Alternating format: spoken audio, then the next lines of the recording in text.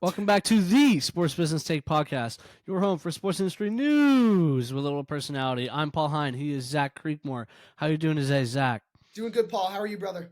Great, man. I'm glad to be back doing this. It's been a long time. We were just talking about this. It has been a long time since we recorded. The last episode we released was like December 1st, and it's the 20th now. We just both got so busy with finals and wrapping up the semester, and then like job interviews and hunts and stuff like that, we both haven't exactly had a ton of time to do this. So I'm definitely glad to be back doing it now. And I want to start off with, you went to Florida for your internship with AC Connecticut. Can you tell everybody about that a little bit and what you did Yeah. down there? So the week after we recorded, I flew down to Tampa to participate in the USL Academy Cup. I got to run AC's all their social media, take pictures, tons of stuff, but it was super cool experience. If you haven't been following the USL already, we talked about them in a really way earlier episode this past summer. But they're doing a lot of awesome work. And getting to work with the USL 2 side and their USL Academy competing against USL Championship sides as we finished third in the nation was really just an awesome experience and a huge statement, right? So if you aren't following the USL already and you're looking to work in sports, something that you should really be following, there's a lot of opportunities coming up through it as it grows as a league, especially with the potential of them doing a promotion and relegation system, and especially if you're up in name like we are right now. There's a new USL franchise coming to Portland in 2025, which will be a huge deal. Oh, I didn't know that. That's dope. Yes, it's a big part and a big piece of a lot of potential jobs opening up in the next couple of years, especially for students from St. Joe's and from other mains colleges. That's If dope. you've been following, listening to that. In addition, just USL Academy is a big thing in soccer. It's growing. If you think you're looking at MLS Next Pro, USL Academy is a thing right beneath that, from my understanding. So awesome to be able to participate in that and interact with people. And especially when you're working with young guys, myself being 20 and working with guys who are 18, 17, Right. 16, they're just a little bit younger than me and they have all Right. this energy. It's such an easy interaction. So it's so much fun from the social media and from the photo perspective because they bring such a unique energy and I'm able to connect with them like I was one of their teammates, which was Yeah, that makes sense. experience. The bond is super easy there, and I was looking at some of the work that you did over that weekend, man. It was great stuff. You had a lot of different music vibes in the Instagram stories. I loved that part of it. Thank you. I appreciate it. There were definitely a lot of different ways you use the content, reuse the content. I saw some Photoshop stuff. Yep. Glad to see that. So we're learning skills through these internships, right? And that's clearly what you did down there. So I'm glad that was such a good experience for you. If anyone wants to check it out, it is on our Instagram. I made a little highlight. It's on our Instagram, and you what can he also did for check the out weekend. it in great detail on the AC Connecticut Instagram at AC That's Connecticut. So feel free to check it out. I did a lot of interesting and creative stuff. I was working 18-hour days all weekend, so Wow. it was a great time. Yeah, that's awesome. Hopefully I get to do something like that soon enough. Little Amen. teaser, but I can't say any more for now. So, but the probably biggest thing that happened while we were gone, well, not gone, but while we were just busy, and the only thing we have to talk about today, because it's so massive, is Shohei Ohtani signing his $700 million deal with the Los Angeles Dodgers. So there are so many facts that I just want to start blurting out about this because they're mind-blowing. But let's just start with the fact that it's the biggest contract in North American sports history. The biggest contract in sports history. What's your first reaction to that? Well, immediately, and this came out when I was away in Tampa with the whole team. So the immediate reaction was just, wow, like this is huge. It's a huge statement. Yeah. It's a huge deal. For me, I was rooming with another coach and I was talking to him. I'm like, well, this is not only a big deal, but what does this mean for the LA Dodgers financially, right? They've always been a team who spends a lot of money, spends a lot on their roster, generally over the salary cap. So what does this mean for them going forward? And my immediate thought was when you see the deferments, which I'm sure we'll get into in a minute, Yeah, we Is will get okay, into that. what does this mean for them 20 years down the line when they're still paying him $68 Right. million Yeah. dollars a year, right? Right. I mean, yeah, that is the crazy part is just the amount of money that they committed to him. A lot of people in the last year or so have been predicting like, oh, he's going to get X amount of money in free agency because there hasn't really been anybody like Shohei Ohtani in baseball free agency since really Babe Ruth 100 years ago. So the fact that we're getting this somebody who can throw 100 miles an hour, which I don't think Babe Ruth could, but the fact that we're getting somebody who can throw 100 miles an hour consistently and also be arguably the best hitter in the league, is super special, one of a kind unicorn. Never going to see it again in our lifetime, I don't think.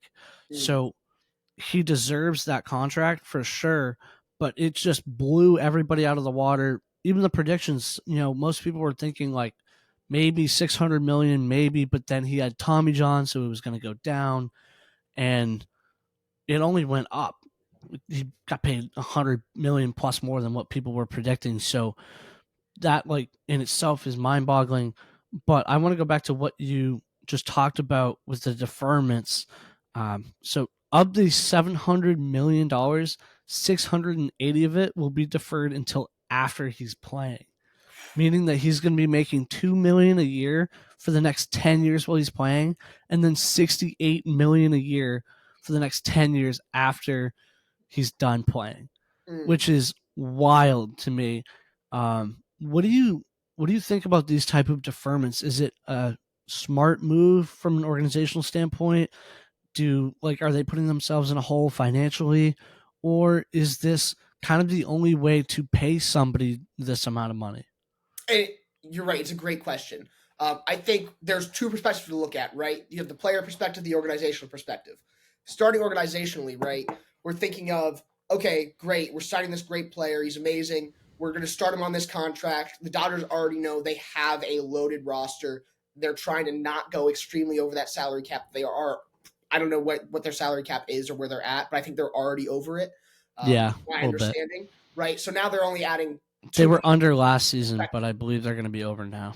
Okay, so they're technically they're only paying them $2 million a year for now, right? So organizationally, in terms of the money they're going to be making from Shohei and the immediacy, it makes it so it's financially wise and it looks better on their books, right? So we're getting maybe into a Barcelona type situation where, and I don't know where this might go. Organizationally, you're making your books look good. Is there some debatable factors where it might be end up being a little bit corrupt or not? I'm not sure. But That's interesting. I hadn't even thought of that.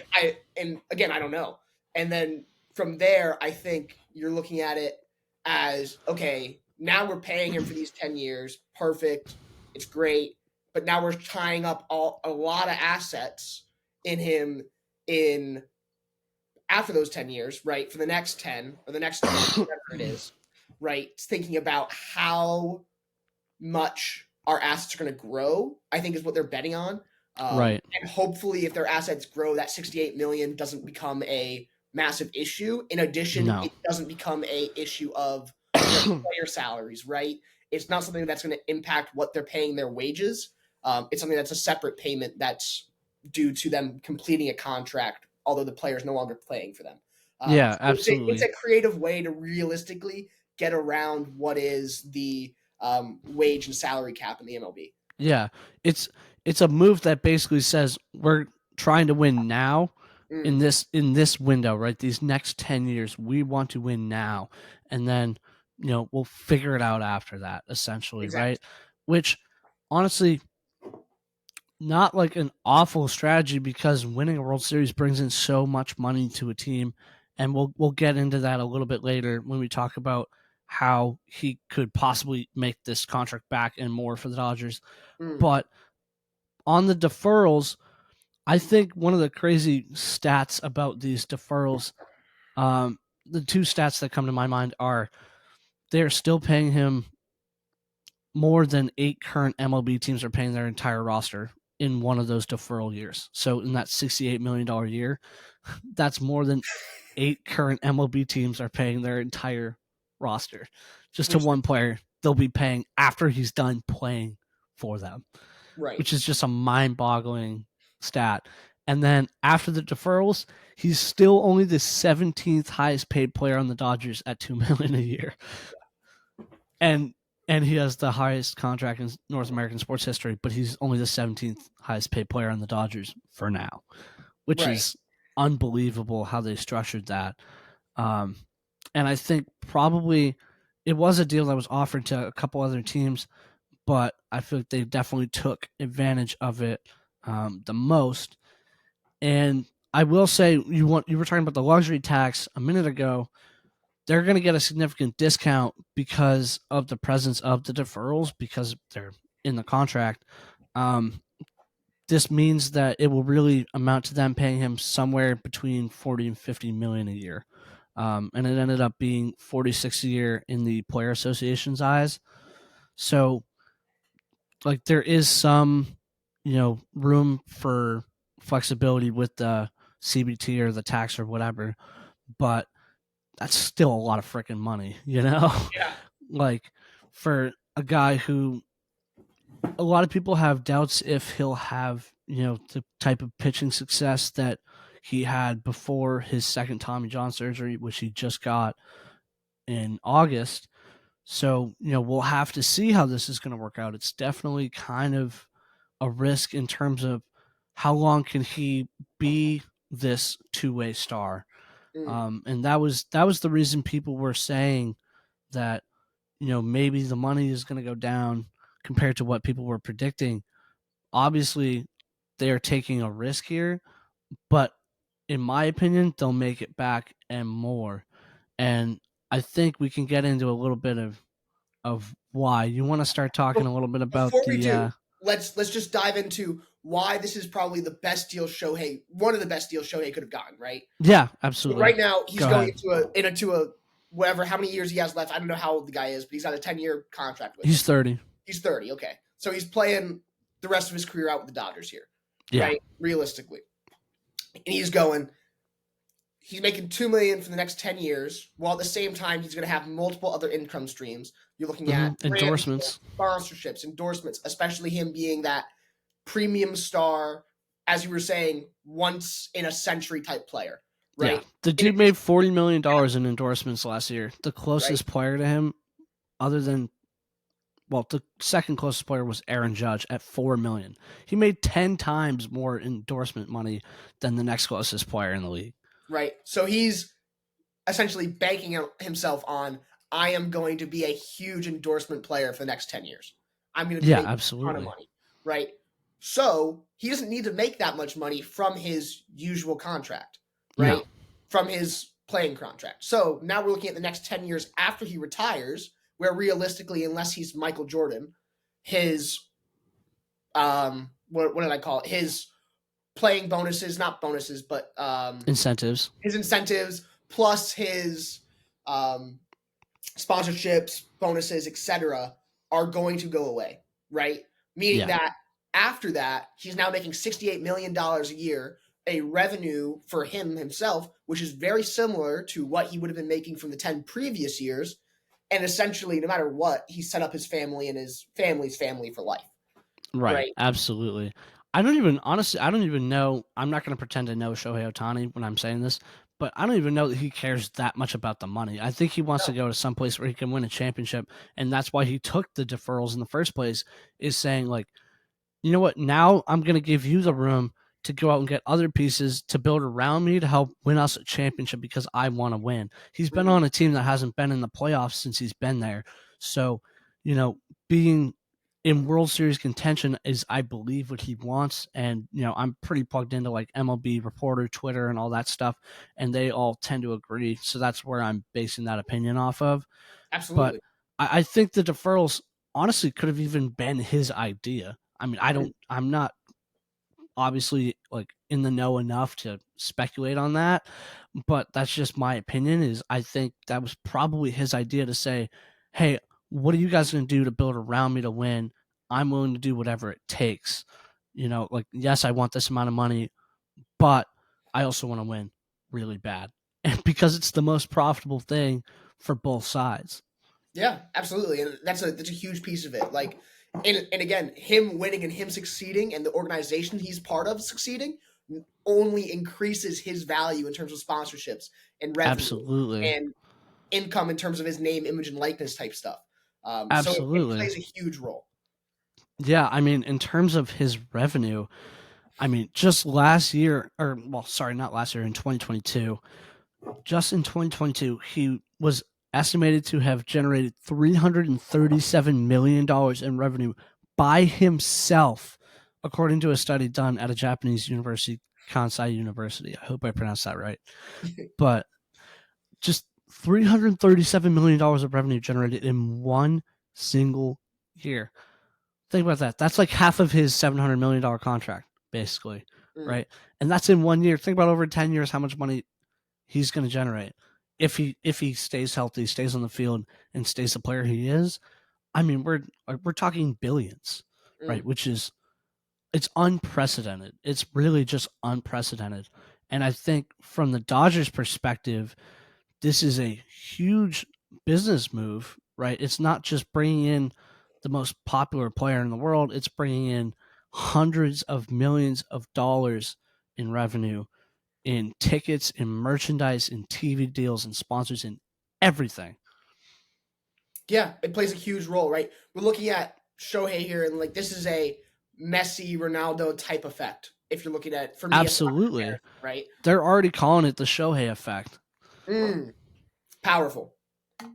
I mean, just like for a fact that supports that, the Dodgers home opener tickets for the 2024 season, the cheapest tickets have increased in price by 465% compared to last year's home opener.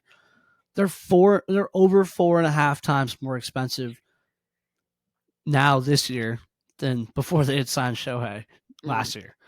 70 million people tuned into his press conference to announce that he was signing with the Dodgers. Think about that. That's way more people. That's like the amount of people that watch the Super Bowl or more tuning into a press conference, not even a game. You know what I mean? Like, Immense. just the Shohei effect is already having such a massive impact on their organization. Ticket prices.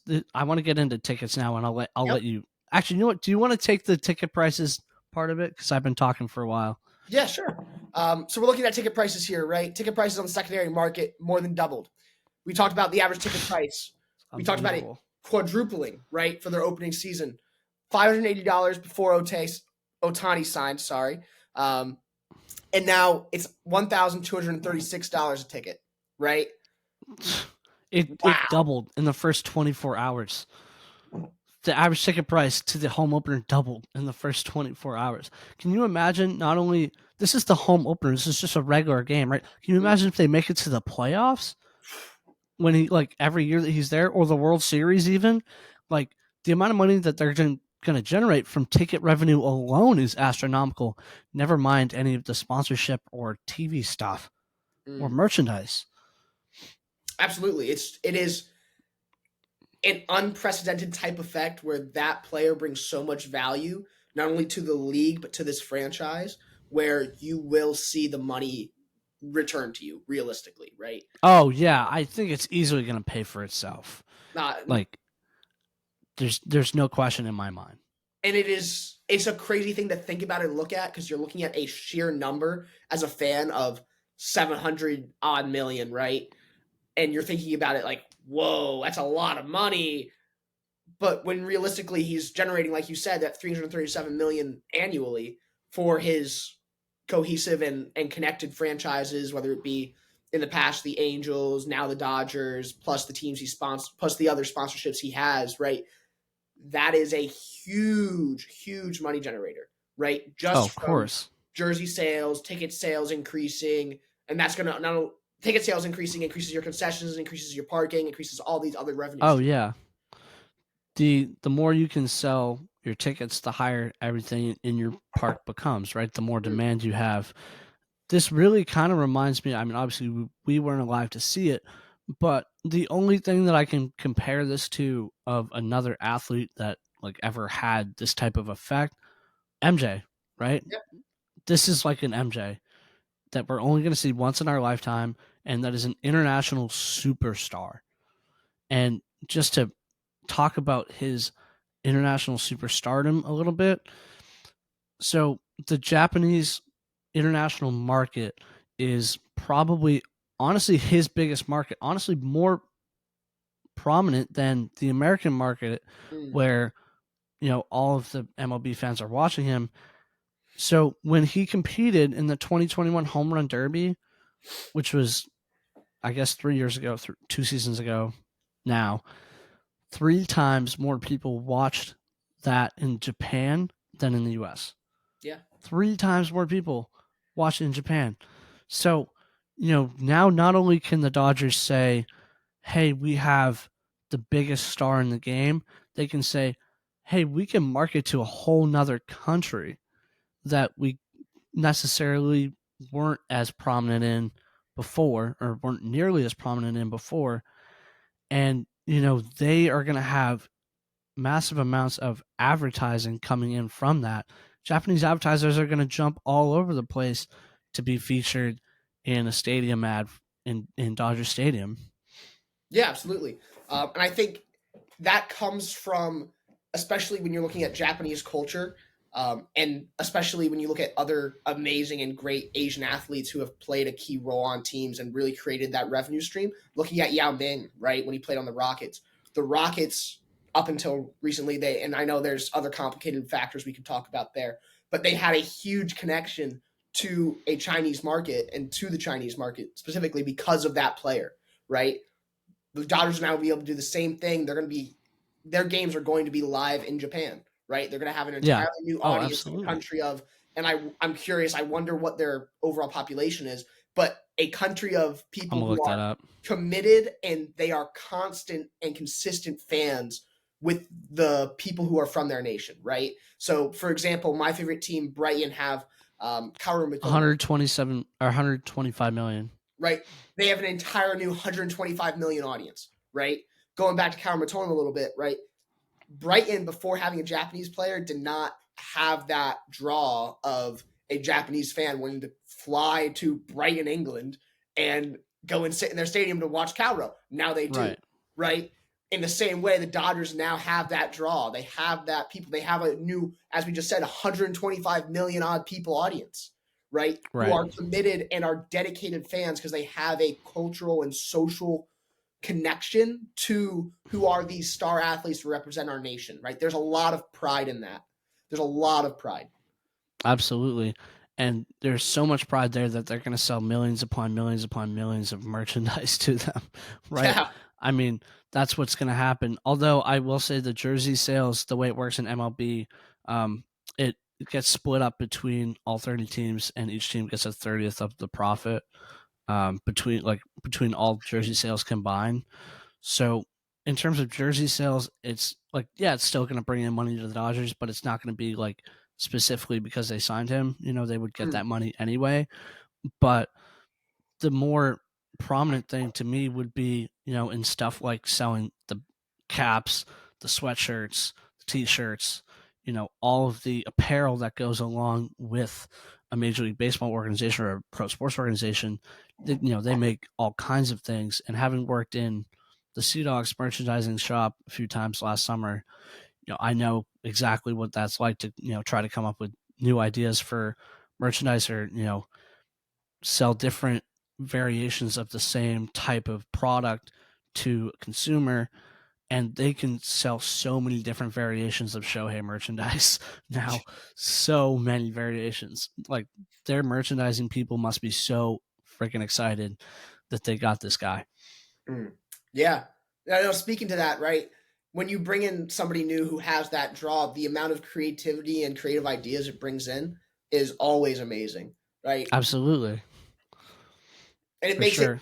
not only that, it makes it fun and it makes your branding and your business unique. So especially, this is another way that the Dodgers are setting themselves aside, as they have in the past with their big signings, right, from the other 32 MLB franchises, right? So they're setting themselves aside and they're really trying to grab. Can we grab that audience? Can we generate new fans? Can we really show that we are interesting, creative, and new, especially in this era that we're in? And we talk about social media all the time, how social media is such an eye grabber and such a fan generator and draws so much passion from people. How Hmm. can we, as a franchise really generate and connect to that. Right. And bringing in a athlete who has a different audience perspective can bring that. And I think even me as a non-baseball fan, I like Shohei because he looks like a cool guy. He looks like a nice guy, right? He Yeah, makes me right. smile when I watch him play because he just has that energy, right? You pick up on that vibe. For So he's sure. that type of person you want in your franchise because you're able to connect with an audience that is, one, needing to regrow, and two, is hopefully going to grow and go further, right? Yeah. And they're already a big market team, but Mm, I feel like this takes them to a different level of being a big market team, you know? And I wonder how the advertising is going to, I wonder how having the big market team versus he was on the Angels before, which is a smaller market team. It's still around LA, but you know, it's not like the LA, you know, it's mm. based in Anaheim. So they got 10 to 20 million dollars annually in advertising every year just for having Shohei Ohtani.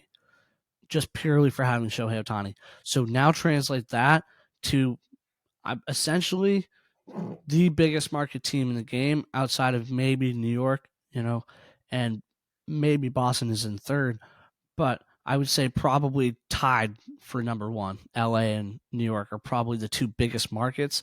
So translate that advertising annually money, you know, 10 to 20 million, and that's not even from Japanese. That's just from Mm. like, you know. So translate that to a big market team where they have more reach, more sponsors, more fans, more engagement.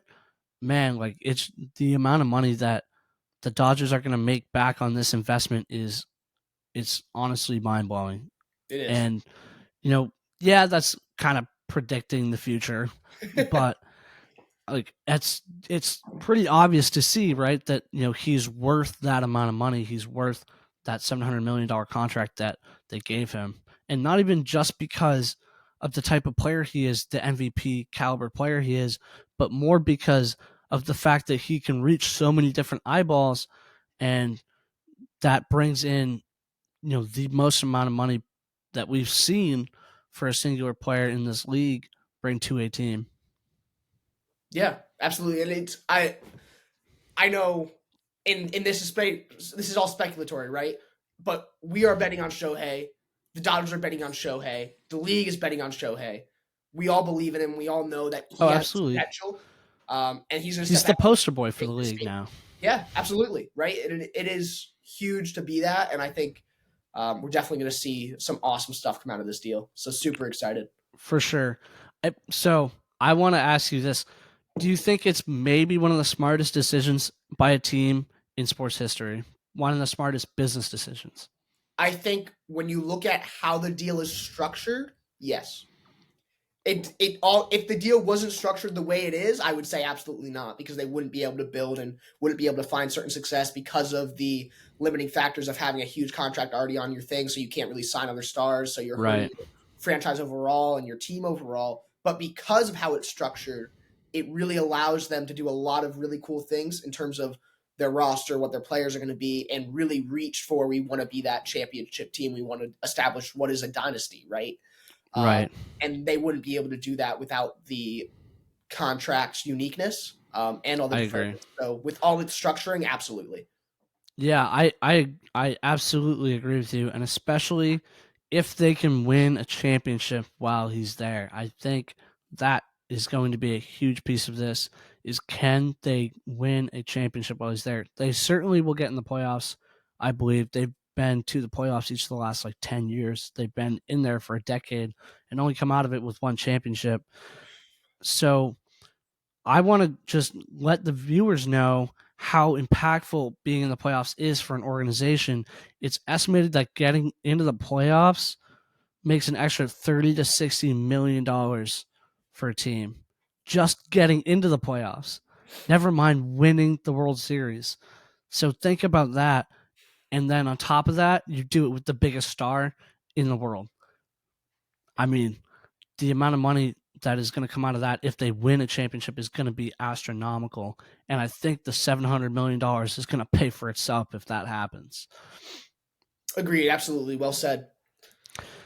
I just wanted to go over, I don't have too much more, but I wanted to go over a couple of mind boggling facts about this contract. So the $700 million is more guaranteed money than the largest contracts in the NFL, NBA, and NHL combined. More guaranteed money, not more than the largest contracts combined, but more guaranteed money.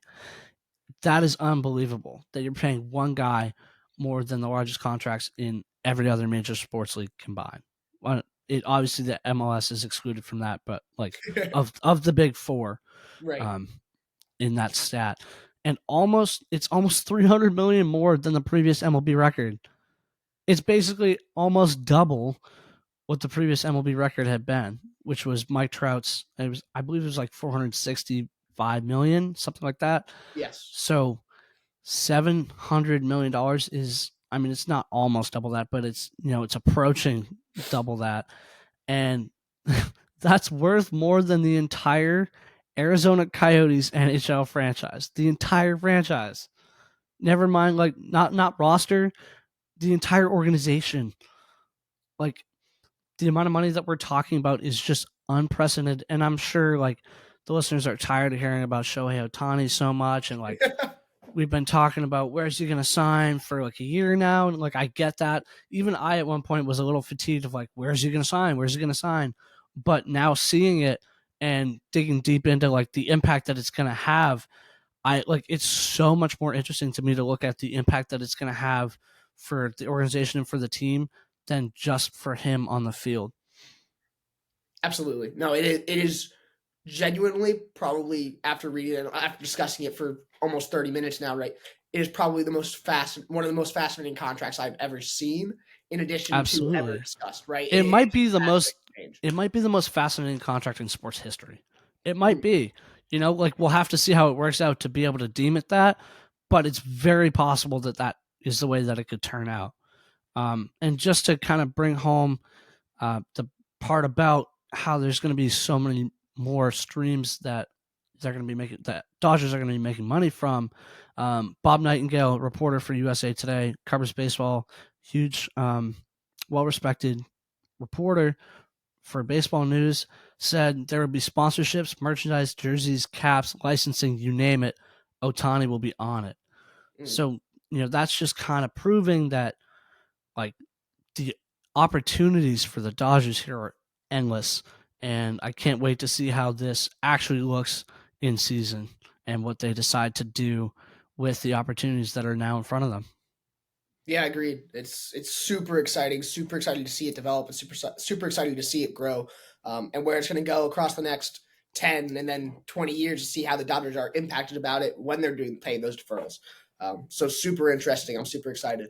Yeah, honestly, this is kind of their legacy is Mm. signing this guy, signing this contract is that's going to be the legacy of that front office is, that they got Shohei Ohtani. And that is it's really it's a career defining moment, but it's also kind of a sports history defining moment, and maybe I'm overblowing it a little bit and hyping it up a little too much, but based on what we talked about with the amount of money that they're going to be bringing in from having him, assuming that the past numbers continue to generate forward and grow more, I mean, it is, in my opinion, one of the smartest decisions in sports business history. Um, so that's just my conclusion on the whole thing. I don't know if you have anything else. No, totally agree. I think after discussing it, it is close to one of the smartest decisions I've ever seen in sports history. Possibly only rivaled by Messi going to the MLS and seeing how that Oh grows. yeah. But it Actually, that's is another question I wanted to ask you that I had just thought of is do you think by the end of this, by the end of the deferrals, he'll say like, if you guys need the money to pay other players right now, you can just give me a piece of the team, part of the ownership, and drop some of the deferral money. Do you now think I that will could say happen? that would be a crazy statement, and I haven't watched Shohei enough to see his personality enough to really know if he would do that. But as a move, I don't see why he wouldn't. Right, It's exactly. kind of a That's bit what more I was complicated thinking. because of how the ownership style of the Dodgers are, and linked to Todd Bowley and that entire thing. But it would definitely be a super interesting development if that did happen 10, 15 years down the line. Yeah, well, I like. in comparing it to the other largest contracts in sports history, obviously Messi is one of them, right? And then, you look at his deal with Apple TV and all that stuff and the MLS, and it's like, well, Shohei could definitely do something similar with the deferral money, right? He could say, I have all this money that's owed to me, but you guys don't really have to pay me all of it. Just give me a piece of the team, you know? Give me a piece of the team. Give me a piece of the broadcast deal for the next 20 years. Right, exactly. And then And they like, end up actually paying him more than he was owed. yeah, right, exactly. Like, there's definitely more than one way he can earn, more than that $700 million contract for sure. I think that would be such an interesting development if they decided to go that route with some of it. Obviously, that's 10 years down the line. We can't like predict that, but maybe in 10 years I'll look back at this and say, "Ooh, I was right." So, or at least I hope so. Or it'll be an old takes exposed. So we'll see. Love it. um, all right, that's pretty much all I had on the Shohei Ohtani signing. We already talked about it for a half hour, so I think we're probably all talked out about that. Let's move on to our sports quote of the weeks. Why don't you introduce yours? Yes. So I wanted to make a little call in to the MLS Super Draft, which took place on Tuesday. Um, Toronto FC took the lead by surprise, selecting Tyrese Spicer at number 1 overall in the 2024 MLS Super Draft presented by Adidas. Um, Tyrese had this to say: "I just thank God for the opportunity to be at number 1." The pre-signed senior said during a Zoom interview with MLSsoccer.com, "I would never imagine a guy from Trinidad, the small island, just always trying my best to add everything, just grinding everything out to be in this moment right now. And this spot shines a light on Trinidad and Tobago."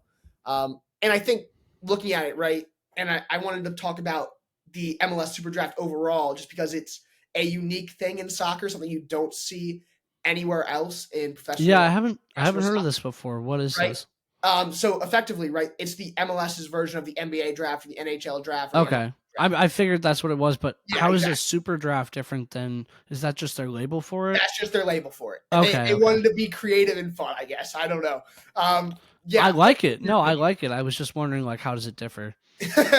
yeah, no. So it doesn't differ at all. It's just they got 84 picks, which is I don't know how many there is in the NFL or any other league, but I would think I it's couldn't tell you off the top less of my head. generally than other leagues because those leagues are really fueled and funded. Well, not fueled, but they are fueled. And people go from college to the league a lot more often than you Oh might yeah, expect, there's a pipeline.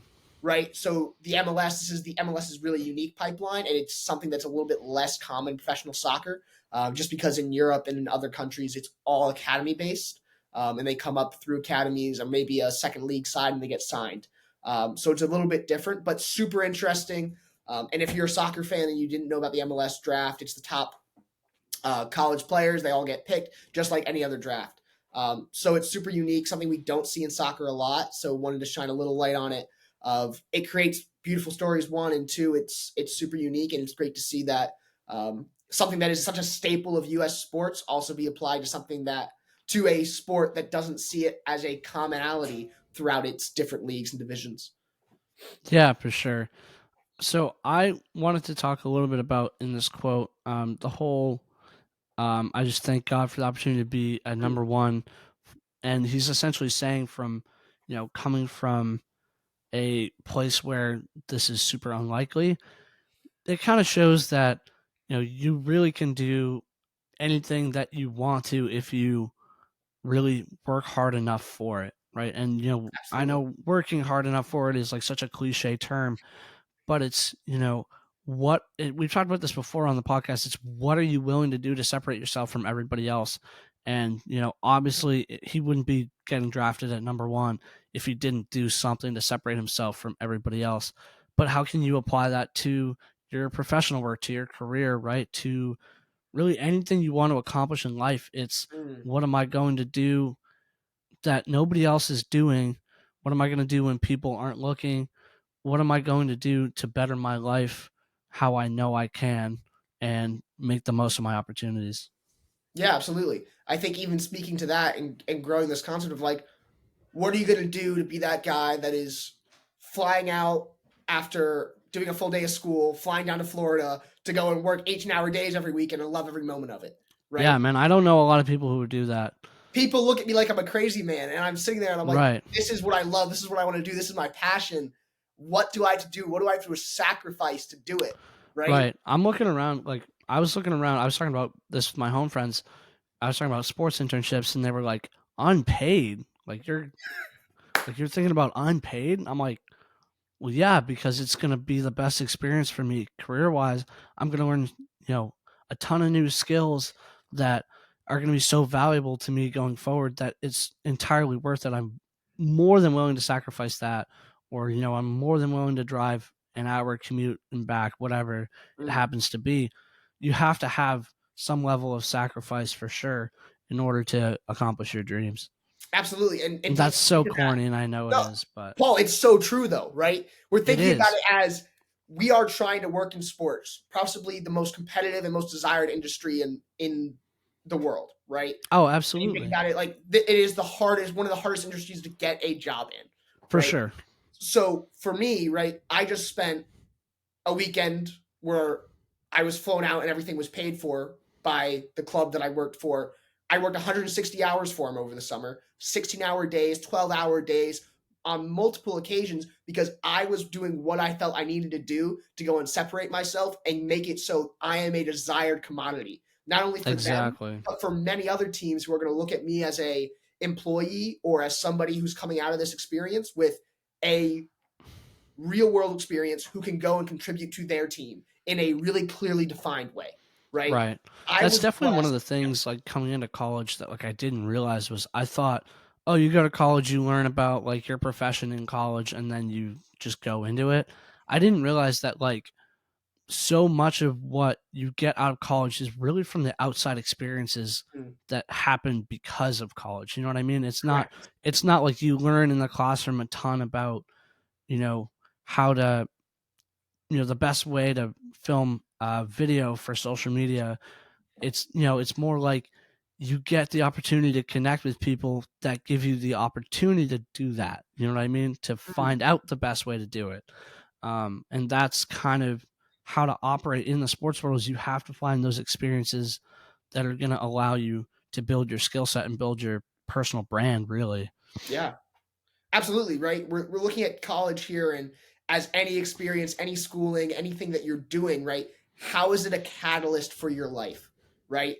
Me going to St. Joe's has been a massive catalyst for me being able to connect and get networked in with Seacoast, with AC, with people at the college, right? And it's been a massive statement of me not only growing as a person, but it's catalyzed my professional growth.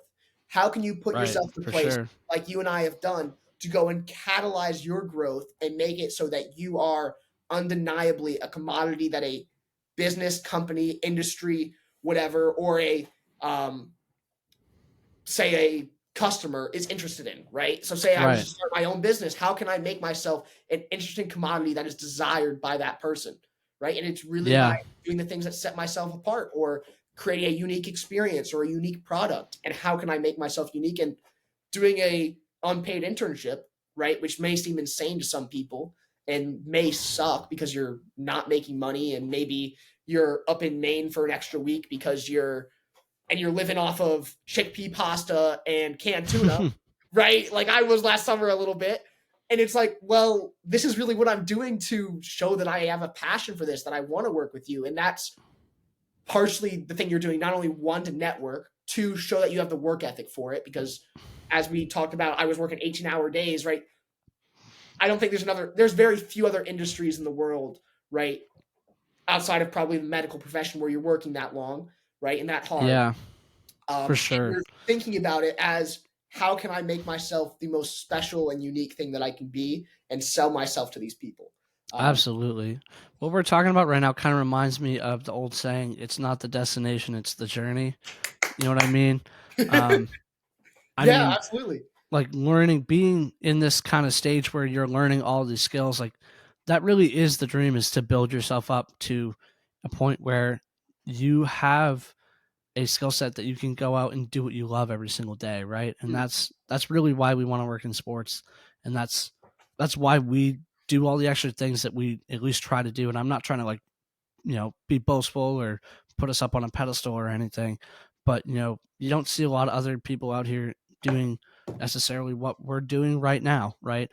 And I think it's kind of one of those things where it's just another thing to add to your portfolio, and you got to think all the time like, what can I do to add to my portfolio? What can I do to make myself a more well-rounded professional, but also a well-rounded person? You know, Mm, and I think that's definitely one of the things that working in sports so far or trying to has given me is trying to become a more well-rounded person.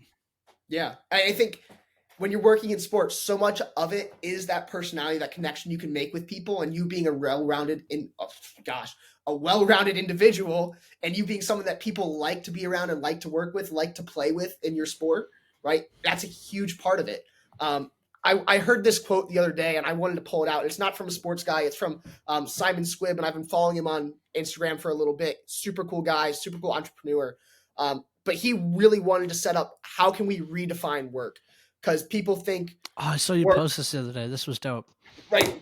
People see work as, oh, it's me going to my job. Oh, I don't like this. Oh, I hate this. Oh, it's me Mm-hmm. pouring my soul into something, and it's Like just it's an my 9 to obligation. 5, right? Simon Squibb, entrepreneur, really smart guy, really cool guy. If you don't already follow him, I highly suggest it. Says work should equal fun, helping others, becoming financially free, learning, making friendships, being useful, enjoying yourself, doing something meaningful. These are all great things. Work is good. We don't need balance, and we don't need to retire, right? And although near the end of there Do he what gets a you little bit love, and you'll never graphical, work a day in your life, right? I mean, right? But that's really what that means. work should be something you love, right? I Absolutely. went and I worked 18-hour days, and I had a smile on my face the whole time because I absolutely loved it, right? The experience shouldn't be, oh, I'm dreading going to this nursing home that I have to work at. Right. No, right? The experience should be, oh, I'm going to this place. I'm getting flown to Tampa for this crazy experience, and I'm loving every moment of it. And my emotions are so attached to the team that after we lost in the semifinals, I may have got a minor depression. All right. But that is the emotional feeling that we're talking about when we're working in sports, right? And for Absolutely. anybody as a viewer, and for both of us, right, finding a place where you feel connected in that way and you're able to lead and learn in that environment. And I have to say, it is one of the most unspeakable, undescribable experiences in your life. No, for sure. And you know, a lot of people ask me like, why do you want to go work in sports so bad? And you know, that kind of question. And it's like, man, because you just get a feeling when you're out there on the field putting something together that really not a lot of people get to experience, and it's not really something that you can put well into words. It's just like it's a satisfaction of knowing that you made people happy, you know, Mm, and that you gave fans a unique experience that they wouldn't have gotten otherwise, or you were part of helping to do that, right? And I think that's really the main reason for anyone to work in sports is that feeling that you get at the end of the day when you go home and you're like, man, that was really cool, you know. Um, Honestly, I don't even know if I should do my sports quote of the week now because we just went off on that 15-minute tirade, and I don't think there's a better way to end the episode than that. And I mean, we can talk about it if you want, but it's I up to think you. all right. I mean, I'll put it out there just because it is a cool thing. But we're not going to be able to nearly tie it in like we did with that last one. We went off on a great tangent there. Amen. Um, Agreed.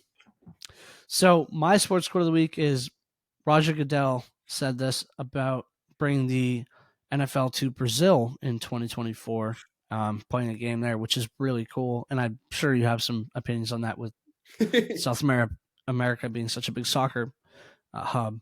But he said, bringing the NFL to new continents, countries, and cities around the world is a critical element of our plan to continue to grow the game globally. Mm, Um, and I guess I'm going to try to tie it into what we were just talking about.